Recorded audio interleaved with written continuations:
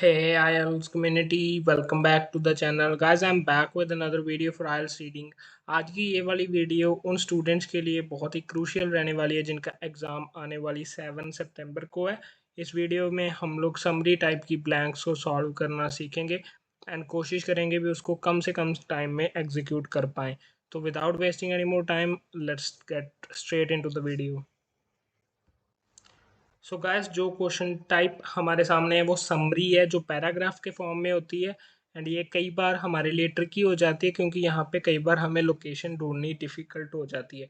तो first thing first, हमने questions पे आना है, उसको अंडरस्टैंड करना है, उसमें से कीवर्ड या फिर मेजर जो इम्पॉर्टेंट वर्ड्स होते हैं जो सारी लाइन में, उसको फिगर आउट करना होता है। उसकी मदद से हमें लोकेशन मिल जाती है। तो स्टार्ट करते हैं। The result of Ekman study. देखो यहाँ पे एक तो ये बंदे का नाम हाईलाइट हो गया।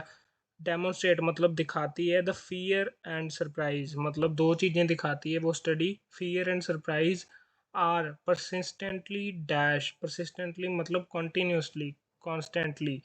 And made a conclusion that some facial expressions have something to do with certain dash. उसके बाद उसने बोला एक कंक्लूजन निकाली इस चीज़ की, दैट सम फेशियल, कुछ फेशियल एक्सप्रेशंस होते हैं ना, उनके पास something to do with certain dash, उनका कुछ लिंक होता है किसी पर्टिकुलर चीज़ के लिए। तो हमने लोकेशन के रूप में ढूंढना है एक मैन स्टडी और दूसरा फियर एंड सरप्राइज। तो let's get straight to into the location. Guys, इस चीज़ का मेंशन जो है एफ पैराग्राफ से होना शुरू हो जाता है एक मैन का। पर उस पूरे पैराग्राफ को मैंने रीड किया है एंड आई हैवंट रिकॉर्डेड क्योंकि I don't want to waste your time. But उसमें हमें इस ब्लैंक्स के रिगार्डिंग कुछ मेंशन नहीं मिलता। तो एफ जी पैराग्राफ को अगर हम लोग रीड करना स्टार्ट करें, while the isolated South Four people could identify emotions with the same accuracy as the known isolated group, problems associated with the study include the fact that both fear and surprise, देखो वहाँ पे दो चीज़ें mentioned थी, Ekman's study and fear and surprise. तो fear and surprise को हमें यहाँ पे मिल चुका है।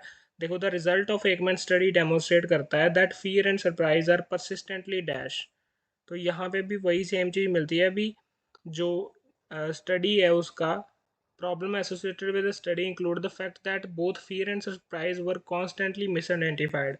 भी जो इसका रिजल्ट है ना, उसमें जो फियर एंड सरप्राइज को कॉन्स्टेंटली मिस आइडेंटिफाई किया गया है। कॉन्स्टेंटली का हमें सिनोनियम परसिस्टेंटली मिल रहा है। और जो हमारा आंसर है वो क्या आंसर आता है, miss identified.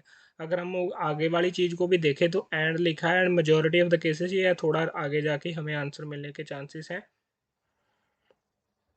The study concluded that certain facial expressions correspond to particular emotion and cannot be covered. मतलब कुछ ऐसी स्टडी के कंक्लूजन आया, अभी उसका ख़त्म हुआ, सम अप किया, जिसमें कुछ जो फेशियल एक्सप्रेशन होते हैं वो कुछ दिखाते नहीं हैं। तो made a conclusion that some facial expressions have something to do with certain dash. देखो यहाँ पे अगर हम लोग वापस आते हैं तो स्टडी कंक्लूड करती है मतलब ख़त्म करती है, facial expression corresponded to particular emotion. किसी पर्टिकुलर इमोशन के रिगार्डिंग जो इमोशंस होते हैं वो कंक्लूड नहीं हो पाते।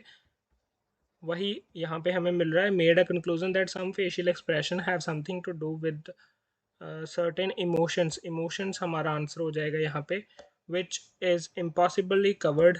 वही चीज़ उसके आगे लिखी हुई है यहाँ पे देखो, कैन नॉट बी कवर्ड का मतलब इम्पॉसिबली कवर्ड है।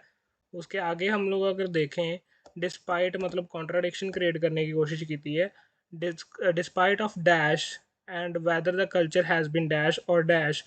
देखो यहाँ पे और का यूज़ है तो मतलब इन दोनों का रेफरेंस एक दूसरे के पास ही होगा। और या तो होगा भी ये वाला चूज़ कर लो या वो वाला चूज़ कर लो, तो इस टाइप से होगा।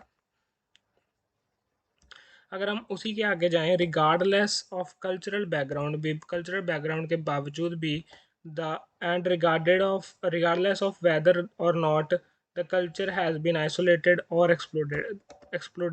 Exposed to the mainstream. देखो, रिगार्डलेस मतलब डिस्पाइट ऑफ कल्चरल बैकग्राउंड, हमें आंसर मिल चुका है अपना कल्चरल बैकग्राउंड। यहाँ पे देखो, despite of cultural background and whether the culture has been exposed and, यहाँ पे मिली है। अब हमें आगे वाली भी आंसर यहाँ पे मिलता है, whether the culture has been isolated भी, क्या कल्चर आइसोलेटेड है या है एक्सपोज्ड। तो हमारे को इन ये दो आंसर्स मिलते हैं, और वही चीज़ जो मैंने वहाँ पे बोली थी और वाली यहाँ पे भी हमें एग्जैक्टली सेम देखने को मिलती है। तो इसलिए हमें लाइक इजीली एक पैराग्राफ में से सारे आंसर्स मिल रहे हैं एंड कम से कम टाइम में हम लोग इसको सॉल्व कर पा रहे हैं। यहाँ पे हमारा आ गया मिस आइडेंटिफाइड, यहाँ पे इमोशंस आ गया, यहाँ पे कल्चरल बैकग्राउंड आ गया, और उसके बाद आइसोलेटेड और एक्सपोज्ड आ गया। समरी में कई बार ये दिक्कत होती है भी, एक दो पैराग्राफ्स में आंसर होते हैं या फिर हमें सीधा सीधा लोकेशन नहीं मिलती।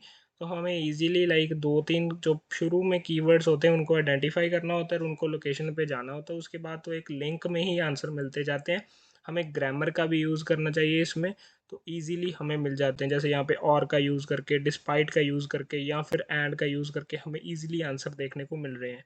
Thanks for watching this video guys, best wishes for your exam, hope you guys get your desired band scores। To know more such videos, you can refer to our channel. We upload listening, reading, and speaking related videos on our channel. You can stay tuned for that.